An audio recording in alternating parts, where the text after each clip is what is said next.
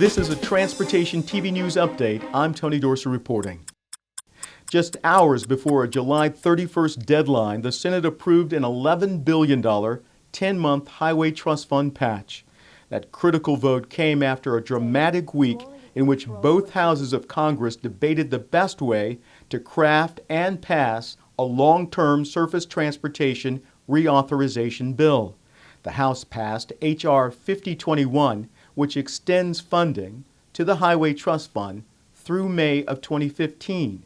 But a majority of senators wanted a much shorter extension. Our Republicans will say, well, we don't want to deal with this issue in May or June because the presidential race is coming up. And the Democrats will say the same thing. We don't want our candidate to have to talk about this issue. And so again and again and again, we'll kick the can down the road. We'll engage in generational theft. We'll weaken our economy. We won't do the things we should be doing with our infrastructure.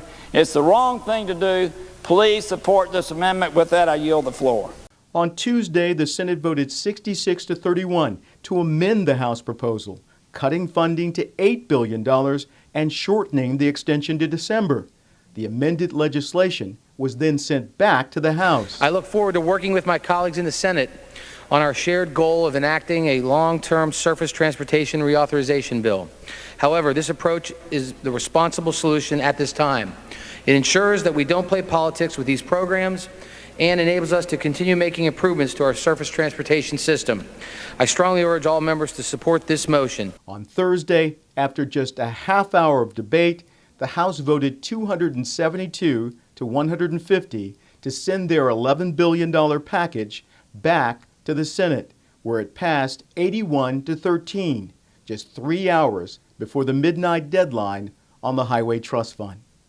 In a statement, AASHTO Executive Director Bud Wright said, quote, State Department of Transportation officials across the country are today relieved that the Highway Trust Fund will continue to support critically needed highway and transit projects through May 2015.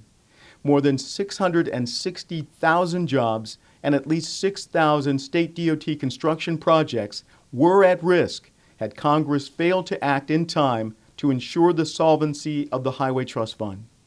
But no one should be taking a victory lap. While the short-term patch is an important first step, Congress must keep America working and the economy moving forward by passing a long-term surface transportation reauthorization bill that is supported by a sustainable source of funding as soon as possible. That's the Transportation TV News Update. I'm Tony Dorsey reporting.